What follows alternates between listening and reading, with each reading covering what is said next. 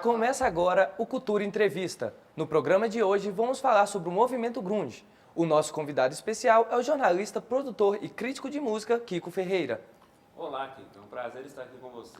Para começar, a gente gostaria de saber como que surgiu o movimento grunge e qual a diferença desse movimento para os outros movimentos do rock. Na verdade, eu faço uma comparação direta do grunge com o punk. O rock, além de ser música, obviamente, ele também é atitude, ele também é uma necessidade, principalmente a necessidade juvenil, a necessidade adolescente, das pessoas têm de fazer barulho, né? Não é por acaso que punk é uma coisa podre, uma coisa ruim, assim como o grunge também, o termo grunge quer dizer barulhento, quer dizer barulheira. Inclusive, a primeira vez que foi usado foi o vocalista do Green River, que era uma banda que ele recebeu e falou assim, não, isso é puro barulho, isso é grunge. Então, era uma coisa negativa. Então, o que aconteceu nos anos 70 para o surgimento do punk é que o rock foi ficando muito sofisticado, os músicos de rock, vários deles tinham vindo de conservatório e tudo mais, e tinha uma garotada em Londres e também em Nova York que precisava fazer barulho com 3 acordes. Então, eles tiveram que criar um movimento para retomar as rédeas do rock. O grunge foi a mesma coisa. No final dos anos 80, as paradas americanas e a música pop em geral, ela estava muito artificial, assim como hoje, com as Britney Spears, essas estrelas que o clipe, principalmente lá naquela época tinha a geração MTV, né? Então o clipe, o show, as luzes, as roupas são muito mais importantes do que a música. Então tinha um bando de garotos lá em Seattle que gostavam de usar roupa de brechó, camisa de flanela, né, boné de jogador de beisebol, que não ia nunca conseguir ir no palco e fazer aquelas dancinhas, botar aqueles cabelos malucos e tal. Então os caras começaram a se reunir em garagem e fazer barulho. Então daí surgiu o grunge. Então eu acho que assim, de quando em quando o rock precisa retomar essas rédeas, essas origens e dizer que rock também é barulho. Então o grunge surgiu dessa necessidade, de garotos do interior dos Estados Unidos de fazer barulho com suas guitarras. E a partir do momento que isso aconteceu, garotos no mundo inteiro com suas guitarras, com vontade de fazer barulho, de botar os testosterona para fora, resolveram também montar suas bandas.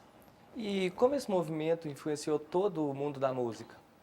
Não, então é isso. Ele fez com que o rock voltasse a ter guitarras distorcidas, baterias bem marcadas, né? E os garotos do mundo inteiro entendendo que eles podiam fazer música sem ser superestrelas, sem ter cenários mirabolantes, sem ter roteiros incríveis, sem precisar falar com plateia de maneira desenvolta. Basta ver o maior ídolo do movimento, que é o Kurt Cobain, que era um cara intimista, era um cara problemático, né? Eu vi o show dele aqui no Brasil, e que ele já entrava, alguém disse uma vez uma coisa legal, assim, que o Kurt Cobain não tinha, ele era tão desleixado assim que ele não achava tempo nem de lavar o cabelo, né? Então o cara participou aqui no Brasil de um dos grandes festivais da história e ele entrou no palco louco, assim, todo sujo, desgrenhado, e a mulher dele também, né?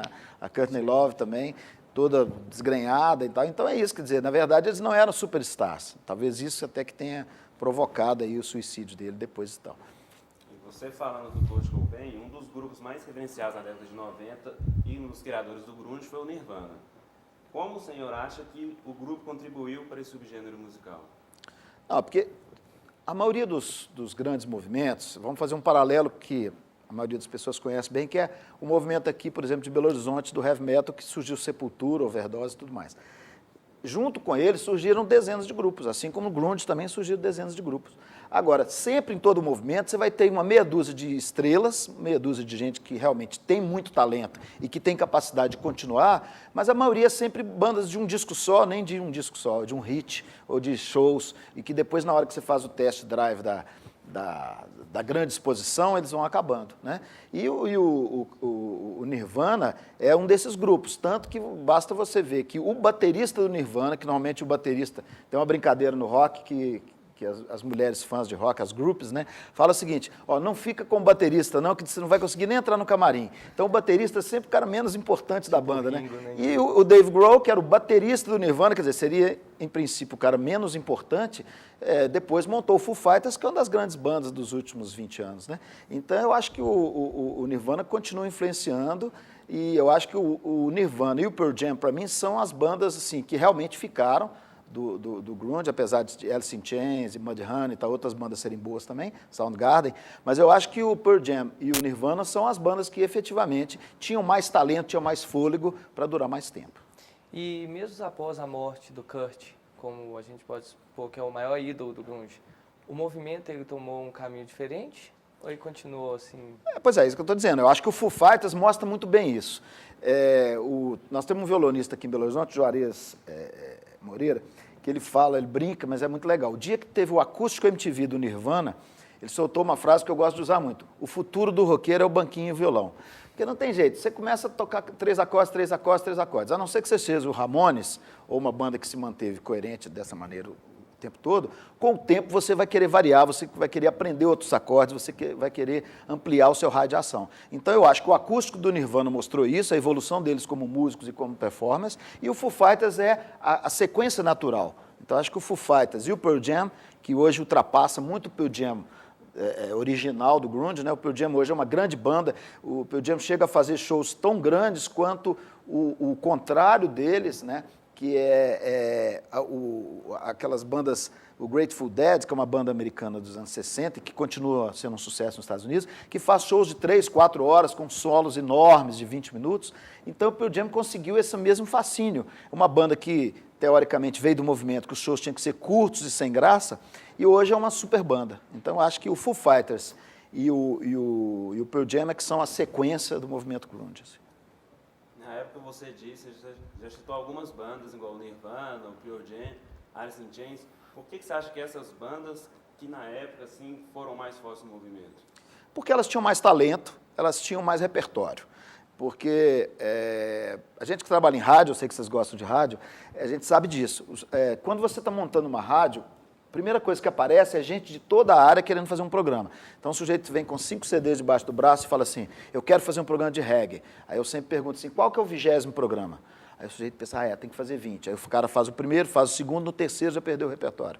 Então, o difícil de qualquer carreira é você saber qual é o seu próximo truque, qual é o repertório que você tem. Então, acho que essas grandes bandas que ficaram, e volto a dizer, o Pearl Jam para mim é a maior, são bandas que mostraram que tinha repertório, tinha mais consistência musical para ter outros caminhos, para abrir suas portas e aumentar o número de influências. Tanto que na sequência do CD do MTV Unplugged, os dois mais vendidos foram o do Pearl Jam e o do Nirvana. Exatamente. Do Nirvana, aquela apresentação do Kurt Cobain ficou marcada, né? Principalmente quando ele canta Where Did You Sleep Last Night? Exatamente. Então, aí você mostra que ele era um cara completo, né? Ele era um poeta, um músico e um performer, que ele só foi descobrindo com o tempo.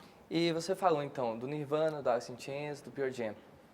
Quais são, para você, as 5 bandas do topo, assim, do grunge? Mas são essas mesmo, né? Nirvana, for Pearl pra Jam, citar, Alice assim, in em Chains, ordem. Soundgarden. Eu acho que é isso. Nirvana, Pearl Jam, Soundgarden, Alice in Chains e Mudhoney. São as 5 que eu acho mais consistentes no movimento. E pegando do rock alternativo, o punk rock dos anos 80, no final o grunge terminou no final da década de 90. Como que esse movimento influenciou as pessoas que nasceram nessas décadas de 80 e de 90? Acho que mais vocês podem dizer isso do que eu, né? Porque, na verdade, para mim, é assim, o grunge teve importância como teve o punk, como teve o rock progressivo, como teve o heavy metal, né? Mas eu acho que ele vem se somar, porque, na verdade, quando o grunge surgiu, você já tinha bandas um pouco nesse caminho, né? O Sonic Youth, por exemplo, é uma banda que já usava muita guitarra, que já usava muito barulho, que usava pouco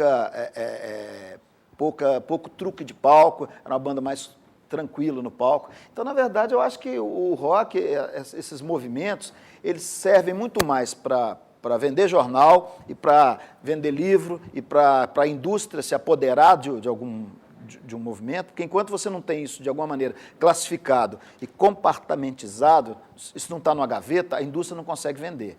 Então, a hora que você identifica uma cidade como Seattle, que tem bandas ali, às vezes eu nem diria, muita gente nem diz que aquilo é um movimento. São bandas que estavam começando ali numa cidade e todos tinham essa mesma característica, eram bandas de garagem que queriam fazer barulho.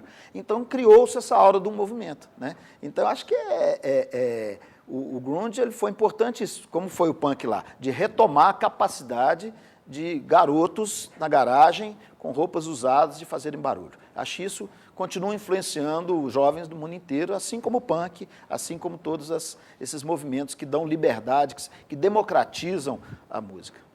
E no cenário brasileiro, tem alguma banda que se encaixa no gênero do grunge? Engraçado, eu sempre penso isso, viu? Mas eu não achei nenhuma assim, banda que se movesse, que o grunge realmente tivesse mudado. Eu me lembro que quando a gente foi ver o show do Nirvana, fomos eu, o Arthur Duarte, que eu acho que é daqui de Belo Horizonte, que eu acho que é o melhor crítico de rock do Brasil, e um baixista, o Alisson Zwin, que era de uma banda que chamava Elefante. E foi engraçado aquele calor do Rio de Janeiro, ele, né, de camisa de flanela, né, manga comprida, né, porque era o traje do grunge. Mas eu acho que, assim, então esses artistas foram influenciados porque tiveram chance de fazer música. Sem o grunge, sem o punk, muitos artistas nem teriam começado a carreira. Por exemplo, aqui o nosso Overdose, os meninos começaram a tocar sem saber nenhum acorde. Eles compraram os instrumentos e começaram a ensaiar, assim como o próprio Sepultura, né? O Sepultura mesmo tem um caso de um amigo produtor que morava em Santa Teresa, perto da casa deles, que fala que os meninos começavam a tocar, eles tocavam tão mal que um dia ele foi lá tentar ensinar um pouco para ver se o barulho ficava um pouco mais agradável, entendeu? E hoje são músicos reconhecidos, com estilos reconhecidos, né? Então, eu acho que eu não vejo nenhum grupo específico dizer assim, esse grupo é filhote do grunge no Brasil. Mas eu acho que a atitude grunge é que trouxe toda uma nova geração a fazer rock. E, então o Brasil ficou mais ligado assim, ao punk rock, né, ao rock antigo, do que o grunge mesmo. Não, eu acho que não. Os músicos e os fãs de rock ficaram ligados ao grunge. Eu estou dizendo o seguinte, o estilo de fazer é que eu acho que não teve nenhuma banda que assumiu, vamos dizer, o estilo grunge de uma maneira que você possa dizer, esse aqui é filhote do grunge, entendeu? Eu não me lembro, assim, posso até sair daqui e me lembrar, mas não estou lembrando nenhuma banda, até vocês podem sugerir, se vocês tiverem algum nome que vocês se lembram, mas eu não me lembro de nenhuma banda, assim, que eu possa dizer, esse aí é grunge brasileiro. E entre todos esses movimentos, podemos dizer que o grunge foi aquele que mudou mais o comportamento dos fãs? Chamou mais fãs, por exemplo, vestindo as suas camisas de xadrez, chamava a moda, né, a tendência e tudo mais, o grunge chamou mais que os outros. Eu acho o seguinte, por exemplo, o punk, eu gosto de novo de fazer a relação com o punk porque são coisas semelhantes. O que era o punk? O punk tinha uma senhora chamada Vivienne Eastwood que tinha uma boutique em Londres e ela não vendia nada daquelas roupas dela. Então ela arrumou 2 garotos que estavam lá, que tinham atitude, e botou esses garotos com a roupa deles, com a roupa da boutique dela, e arrumou um empresário, o Malcolm McLaren, que é um cara espertíssimo, e os dois inventaram essa história de punk. Então, eles o que é? Eles são catalisadores, são caras que sabiam que tinha um tanto de garotos perdidos lá em Londres precisando fazer música. Então, eles vieram dessa boutique, vamos dizer, a boutique da Vivienne Westwood foi o ponto, vamos dizer, central do movimento punk. O grunge foi o contrário, porque eram os caras que não tinham nada a ver com moda, eles não estavam na moda, eles eram do interior dos Estados Unidos, então essa história de camisa de flanela é porque era a roupa que eles compravam lá no brechó, entendeu? Então, eu acho que nesse caso o grunge é o contrário do punk, ele não veio de uma boutique. As boutiques é que depois assimilaram o grunge. Então, acho que foi bom nisso, porque quando você vê um tanto de sujeito com cabelo sem lavar, com espinha, com uma guitarra que não precisa tocar tão bem. Aí você olha e se identifica. Então, é essa identificação que a juventude teve com eles. Falou, pô, eu também posso tocar uma guitarra, eu também posso ser músico.